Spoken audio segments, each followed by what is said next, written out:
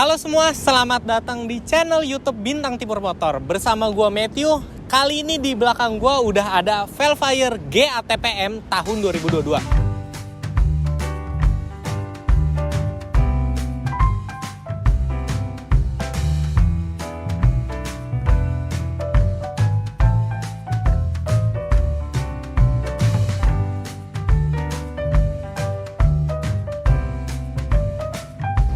Jadi Velfire yang ada di belakang kita ini merupakan Velfire mungkin disebutnya improvement atau facelift kali ya di tahun 2021 akhir atau di 2022. Kalau dibandingin sama yang pre-facelift, bedanya yang paling kelihatan itu ada di bumper. Jadi untuk Velfire ini, bumpernya sekarang udah make, sebenarnya kalau di luar ini adalah bumper tipe ZG. Cuma yang masuk ke Indo, GATPM, itu pakai bumper yang sama dengan ZG di luar. Mungkin di video kali ini kita nggak akan bahas yang secara lengkap dan spesifik banget. Kita mungkin cuma ngejelasin gimana sih kondisi mobil ini sama gimana sih experience di dalam. Kita mulai dari depan dulu. Yang bisa kita lihat, kalau dibandingin yang tahun-tahun sebelumnya, ini logo Toyotanya udah beda. Karena yang sekarang logo Toyotanya itu udah nggak pakai emblem biasa. Karena di belakang logo Toyota ini udah ada sensor radar. Selain itu kita bisa lihat di bagian headlamp, ya ciri khas banget ya Velfire, selalu kepisah, beda sama Alphard yang selalu jadi satu.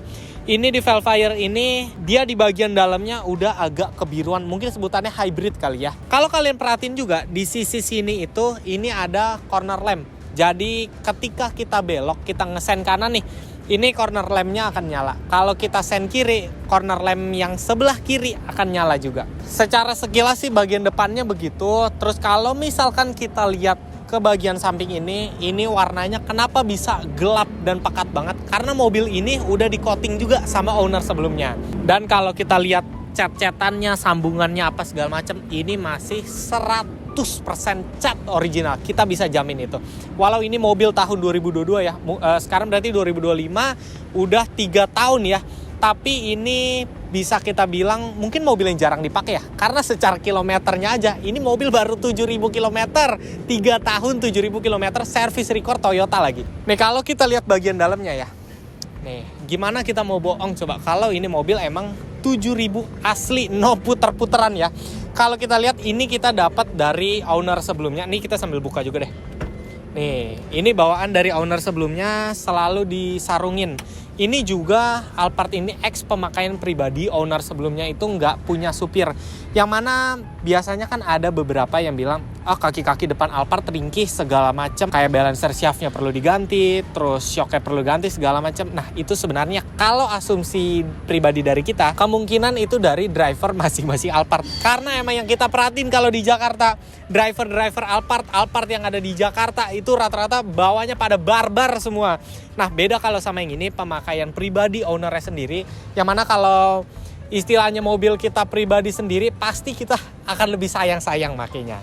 Nih kita lihat kondisi joknya ini selalu disarung, dan kondisinya ini disarung bukan maksudnya kita ada nutupin dent atau apa gitu, enggak sama sekali, enggak ada sobek, enggak ada apa. Ini footage-nya juga ada lengkap semua. Oke, mungkin kita mau ngebahas apa aja yang tadi kita udah sempat mention di awal yang menjadi improvement perbedaan.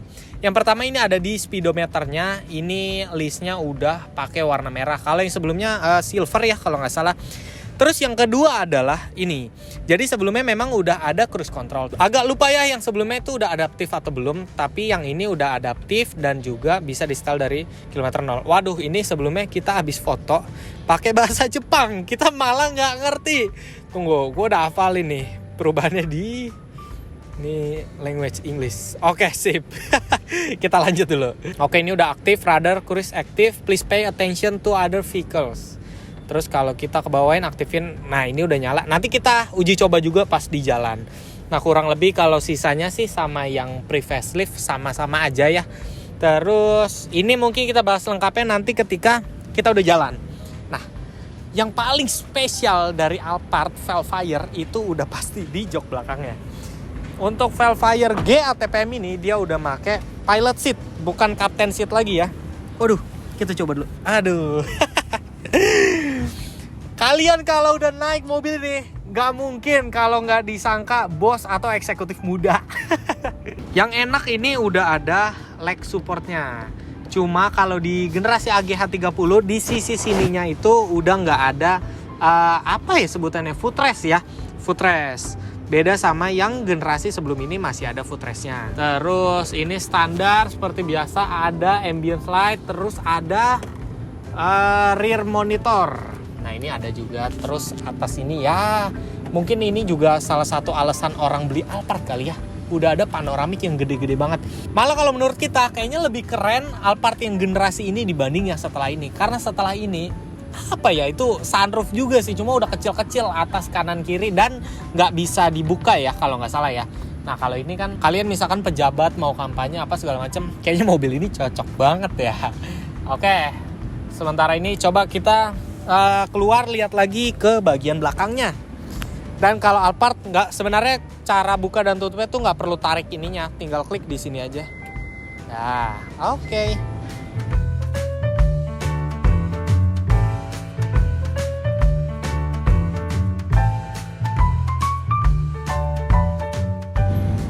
Kita lihat di bagian belakang ya, ini memang paling cakep ya. Sebenarnya antara Alphard dan Vellfire itu selera. Cuma kalau kita lebih demen Vellfire kemana-mana. Kenapa ya? Mungkin karena aura Jepangnya kita ngerasa di Vellfire tuh lebih dapet ya. Lanjut kita di bagian belakang ini ada stop lamp yang kepisah atas dan bawah. Dan ini manis banget karena dia udah clear warnanya. Tapi tetap ya, lampu remnya tetap warna merah.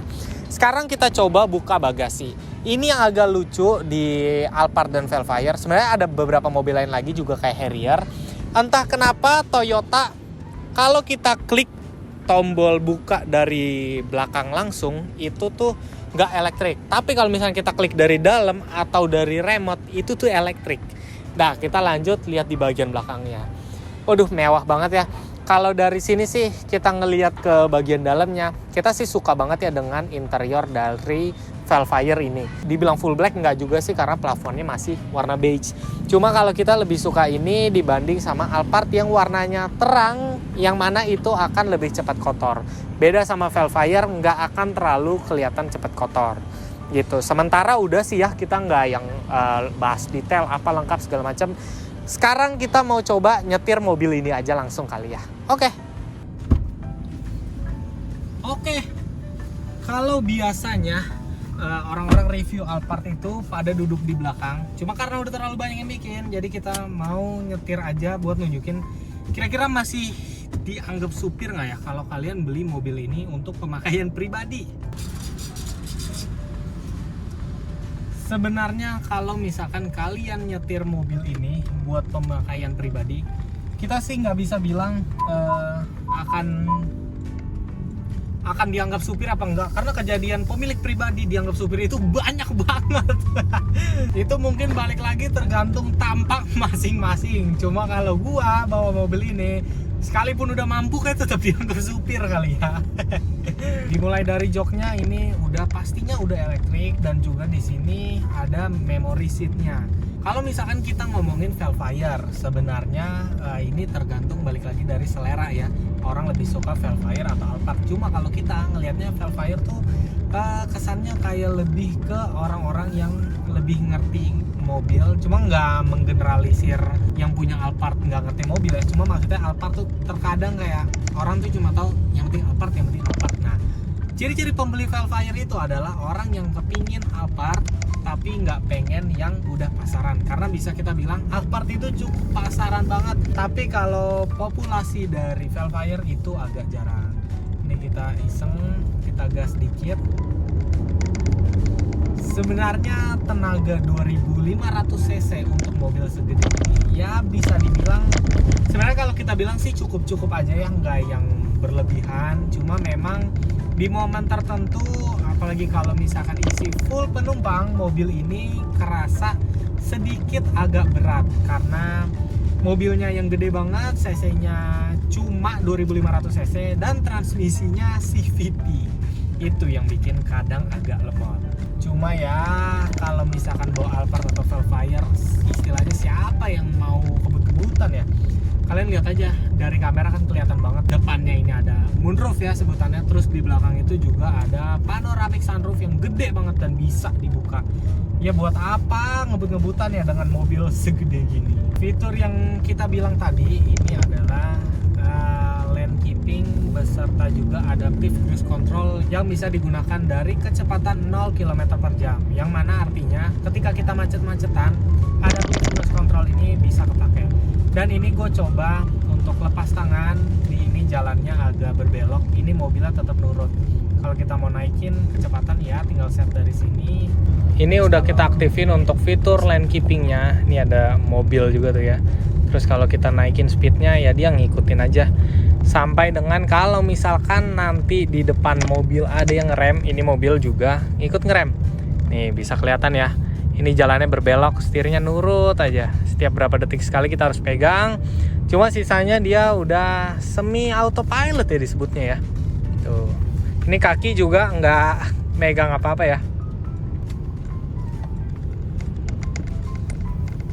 Nah ini kaki kita nggak ada di rem, dia udah otomatis bisa aktif. Nih ini kita lepas lagi, kita nggak di rem ya. Cuma ya namanya kita tinggal di Indonesia ya bisa dibilang, pemotor itu nggak bisa ditebak sama sekali. Dan tadi kita nyobain juga, dia ketika ngegasnya itu agak sedikit kasar, dalam artian dia bisa langsung buat gitu. Kalau kita kan ngelepas rem, kalau misalnya macet nggak mungkin digas kan, biasanya cuma ngelepas rem aja sampai mobilnya dekat kita rem lagi. Nah ini mobil tuh tipikal kayak digas ya. Jadi kalau menurut gue pribadi sih kayaknya fitur kayak gini mungkin aman kalau di tol ya. Ya jadi kurang lebih untuk stok terbaru kita Velfire GATPM tahun 2022, video YouTube-nya sampai di sini aja. Kalau kalian memang berminat atas mobil ini, kalian bisa cek ke Instagram kita di bintang_timur_motor. Nanti untuk linknya juga kita akan cantumin di deskripsi. Wah ini fiturnya si start stop. Aduh apa ya nama fiturnya ya, si idling start stop ini kita kurang suka sih, karena apa dikit nyala mati dan nyalanya agak sedikit kasar sih menurut kita. Jadi ya kurang lebih gitu aja. Kalau kalian memang berminat silahkan cek ke Instagram kita, karena stok kita sebenarnya agak lumayan banyak juga. Untuk stok lebih lengkapnya lagi semua ada di Instagram. Jadi kurang lebih gitu aja lah ya. Ini nggak tutup nggak kelar nih video. Terima kasih untuk teman-teman yang sudah menonton sampai habis. Thank you guys.